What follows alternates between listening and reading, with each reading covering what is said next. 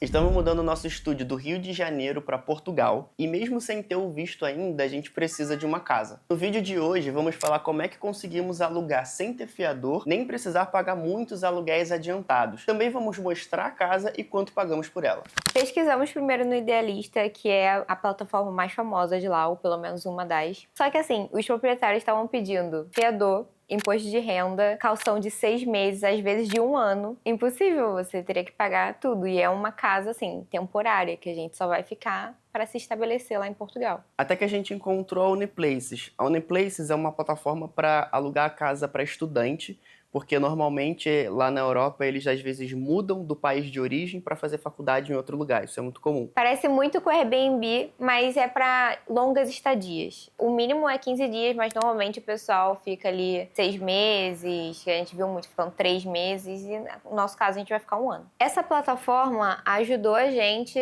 a sair dessa parte do meio tradicional de alugar uma casa em que você tem que falar com o proprietário e tem que negociar.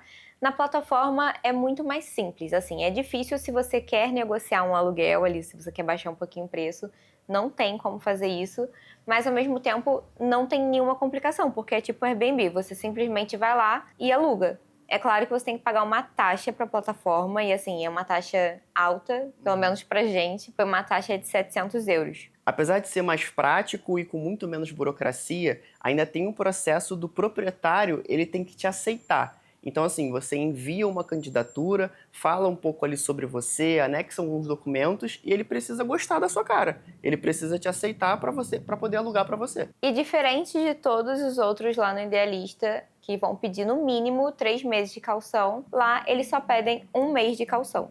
E mais nada. Não precisa de fiador, não precisa de imposto de renda, não precisa de nada.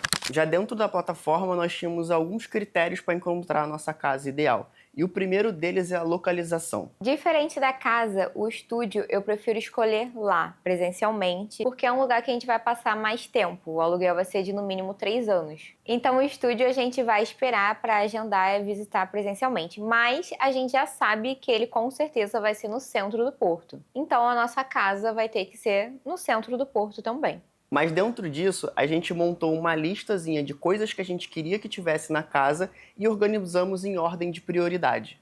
O primeiro critério foi ter uma geladeira e não um frigobar. A maioria tinha frigobar ao invés de geladeira porque é pensado para estudante, que normalmente acaba não cozinhando muito. Mas a gente pretende fazer a nossa comida em casa, até porque é uma forma da gente economizar. Então, ter geladeira média ou grande é nosso primeiro critério. O nosso segundo critério era lavar roupas, porque se a gente não tivesse uma máquina de lavar em casa, a gente teria que lavar roupa na rua. E isso, consequentemente, seria um custo a mais e um trabalho a mais. Só que a gente vai estar trabalhando tanto que a gente não vai ter tempo para ficar levando isso nos lugares. Então a gente queria muito que tivesse uma máquina de lavar em casa. O terceiro critério é que tenha armário. Por quê? Já vai ser um local pequeno e a gente não liga muito pro tamanho. Quanto menor, melhor, porque é menos coisa pra gente limpar, a gente já vai ter um estúdio grande. Então eu realmente queria um local pequeno, mas sendo pequeno, se não tivesse armário, ele vai ficar uma zona. Imagina que a gente está levando tudo que a gente tem da nossa vida inteira para um cubículo. Se esse cubículo não tiver minimamente um armário para a gente organizar, pô, vai ser impossível de morar. Ia ficar uma desordem. Então, por mais que seja pequeno, tem que ter armário.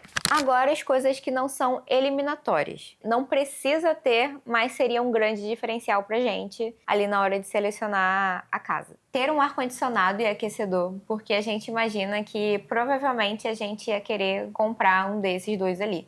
Então, se já tivesse pelo menos um deles na casa, já iria ser uma economia também. Muitas casas lá na plataforma já têm limpeza semanal e contas inclusas. E isso seria um diferencial também, mas depende, assim, a gente ficou colocando na balança. Ah, esse aluguel é um pouco mais caro, mas já tem as contas inclusas e tem limpeza. Esse aqui é um pouco mais barato, mas não tem as contas inclusas. E a gente foi pesando um pouco isso na hora de escolher também. Outro diferencial seria ter lava-louças, que assim, é um luxo que a gente gostaria de se dar. Para evitar muitas brigas também. Ter uma área externa, assim, porque já vai ser um local pequeno. Então, se tivesse pelo menos uma varandinha, uma área externa, assim. E isso aí pesou muito quando a gente estava escolhendo, porque tu vai ficar um tempo inteiro num negócio que é um cubículo. Se você tiver uma areazinha pra você ver a rua, pelo menos, pô, é muito gostoso. Porque a gente viu muitas coisas que eram suítes, kitnets, assim, que eram muito, muito pequenas e que não tinha nada, assim, mal Nem tinha uma janela, janelinha.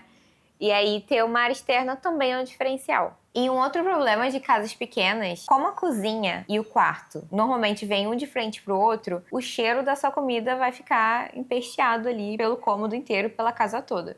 Então, um grande diferencial também seria se tivesse um quarto separado, sabe? Que não fosse uma kitnet, que ele tivesse uma parede ou alguma divisória dividindo a cozinha do quarto pra gente não ter que dormir ali com cheiro de comida muitas vezes. A plataforma em si, ela é super simples, mas a primeira coisa que a gente percebeu é que não dá para se apegar muito com uma casa, porque a gente gostou muito de uma e aí a gente tentou enviar a proposta para ela tipo umas 3 vezes e a gente foi recusado 3 vezes seguidas pelo proprietário. Não dá para ficar se apegando muito. Você escolhe uma casa, envia a proposta, se ele não aceitar, já parte para outra, porque senão tu vai poder acabar atrasando o teu processo ali. Se você já tem o não, não parte para humilhação. Então, depois de muito tempo filtrando, pesquisando e pesando o que seria melhor, nós conseguimos finalmente ser aceitos por um proprietário e ela atendia grande parte dos nossos critérios. O que era a nossa prioridade, que era a localização, ela atende super bem, ela fica em frente ao estádio do Porto, que é ótimo. Tem a geladeira grande, tem a lave-seca, tem armário, tem até a cama-baú, que também já serve para guardar mais coisa. E principalmente tem uma lava-louças. Tem a nossa querida lava-louças, que estamos ansiosos para usar. Infelizmente não tem ar-condicionado, mas tem aquecedor. Gostamos de ar-condicionado como bons cariocas, mas sabemos que lá o aquecedor é muito mais útil do que o ar-condicionado. Essa casa não tinha a limpeza inclusa nem as contas, mas em contrapartida ela já tinha academia no condomínio, tinha piscina e a lava-louças. Então, assim, pensando o que a gente já iria gastar, a gente achou que compensou. É pequenininho, tem 38 metros quadrados, então acho que não vai ser nenhum absurdo pra gente limpar um cômodo de 38 metros quadrados. Ah, a gente esqueceu da parte mais importante. Ela tem uma varandinha maravilhosa de frente para o estádio.